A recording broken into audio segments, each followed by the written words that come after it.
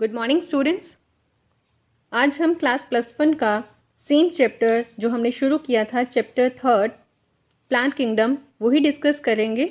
I hope आपको first जो topic है वो अच्छी तरह समझ आ गया होगा। That was an introduction of plant kingdom general characteristics. कुछ इंपॉर्टेंट कैरेक्टरिस्टिक्स आपको बताए थे जो कि इस चैप्टर में बार बार रिपीट होंगे। समझना बहुत इंपॉर्टेंट है क्योंकि जब भी हम किसी चैप्टर को समझते हैं, लाइक 10th क्लास के बच्चे जो अभी पास आउट होकर +1 में आए, उनके लिए +1 के सारे सब्जेक्ट्स बहुत ज़्यादा उन्हें टफ लगेंगे। सिलेबस बहुत ज़्यादा है, बहुत ज़्यादा डिटेलिंग है। तो अगर आप शॉर्ट नोट्स बनाते हो तो इससे आपको क्या होता है, आपकी प्रैक्टिस हो जाती है, आपको टॉपिक को याद रखना बहुत ईजी हो जाता है एंड आपको बार बार एनसीईआरटी को देखने की भी ज़रूरत नहीं है। अगर एक बार आपके शॉर्ट नोट्स बन गए, आप उसी से ही अपनी अच्छी खासी प्रैक्टिस कर सकते हो, रिविजन कर सकते हो टेस्ट के लिए, एग्जाम्स के लिए। क्लासिफिकेशन ऑफ किंगडम प्लांटी आज हम डिस्कस करेंगे। क्लासिफिकेशन ऑफ किंगडम बहुत ज़्यादा इंपॉर्टेंट टॉपिक है क्योंकि पूरा का पूरा चैप्टर इसी समराइज फॉर्म में ही आपको मैंने बना के दिया हुआ है। पूरा चैप्टर बहुत इजीली क्लियर हो जाएगा अगर आपको ये वाला टॉपिक अच्छी तरह समझ आ जाए।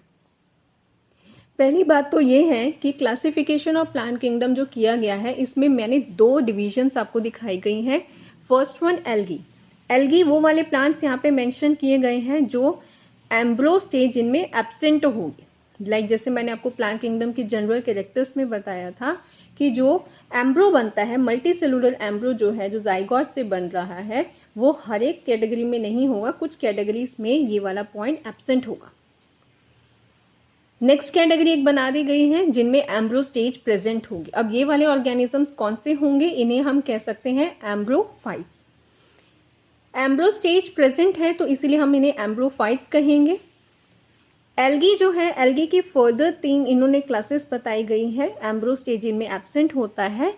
First is Rhodophyta, then Phaeophyta and Chlorophyta. Embryophyta जिनमें एम्ब्रो स्टेज प्रेजेंट होगी, उनकी कौन कौन सी कैटेगरीज आ गई जो हम आगे डिस्कस करेंगे, that is Bryophyta and Tracheophyta. Bryophyte कौन होते हैं? ब्रायोफाइट वो वाले प्लांट्स होंगे जिनमें विस्कुलर टिश्यू एब्सेंट होता है एंड वन थिंग मोर, ये एल्गी के कंपैरेटिवली एडवांस है। This one is a second division of plant kingdom. Algae जो है that is a first division and सबसे सिंपलेस्ट वन होंगे, सबसे छोटे साइज के प्लांट्स इनमें देखने को मिल सकते हैं। ब्रायोफाइट एल्गी के कंपैरेटिवली जो है लिटिल बिट एडवांस, तो हम कह सकते हैं कि एल्गी हो गया first division and bryophyte is a second division. Bryophyte ऐसे प्लांट्स जिनमें विस्कुलर टिश्यू एब्सेंट है। लीवरवॉर्ट्स, हॉर्नवॉर्ट्स, मॉस्टिस, ये इसकी आगे फर्दर डिविजन्स है, क्लासेस आ जाती हैं जो हम जब ब्रायोफाइट डिस्कस करेंगे तो उसके साथ साइड बाय साइड डिस्कस कर लेंगे। ट्रैक्योफाइट किन्हें कहा जाता है? अब ये वो वाली कैटेगरी के प्लांट आ जाएंगे जो एम्ब्रोफाइट्स की ही फर्दर कैटेगरी आ जाती है, ग्रुप आ जाता है, दैट इज ट्रिडोफाइट एंड स्पर्मेटोफाइट्स। ट्रिडोफाइट्स ऐसे प्लांट होंगे जो ब्रायोफाइट के कंपैरेटिवली एडवांस है, मतलब थर्ड कैटेगरी आ गई, थर्ड डिवीजन आ गई। और एक चीज इसमें आपने याद रखनी है, इनमें विस्कुलर सिस्टम की प्रेजेंस देखी गई है, इवन सीड फॉर्मेशन की भी प्रेजेंस देखी गई है।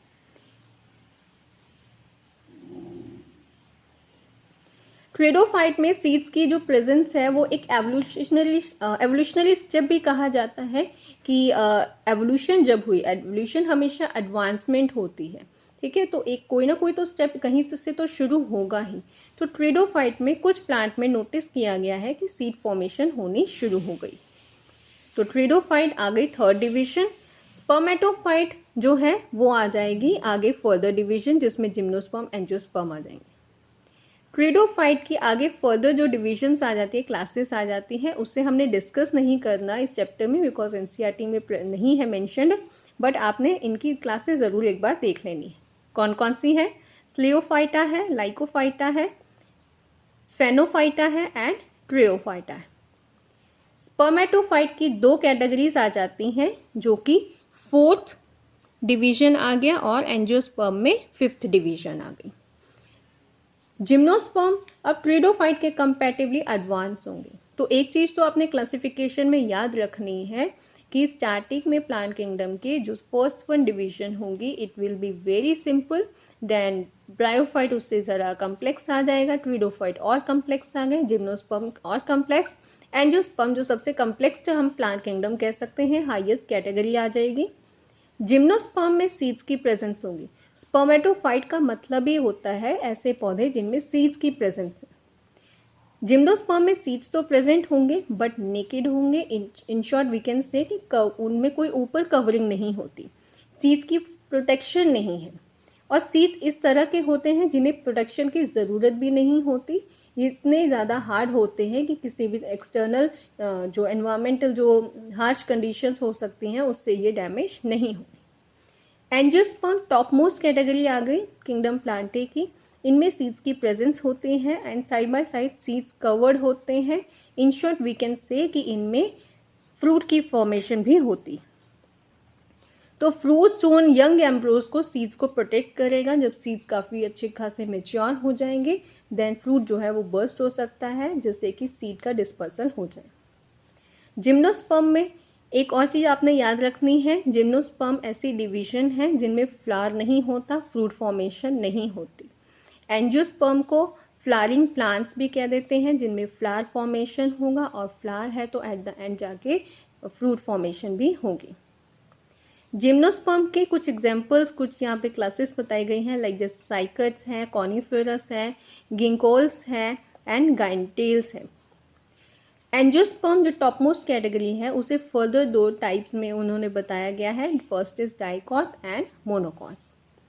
एंजियोस्पर्म डाइकॉट्स एंड मोनोकॉट्स एक ऐसी कैटेगरी है जो ये वाला टॉपिक आपको क्लास इसमें +1 में चैप्टर जो है मॉर्फोलॉजी ऑफ फ्लावरिंग प्लांट में दोबारा आ जाएगा। इसमें भी हम डिस्कस करेंगे डाइकॉट्स कौन से प्लांट होते हैं, मोनोकॉट्स कौन से होते हैं। तो क्लासिफिकेशन ऑफ किंगडम प्लांटी में सिर्फ इतना ही हम डिस्कस करेंगे। आपने इसे अपने नोटबुक में नोट करना शुरू कर देना है।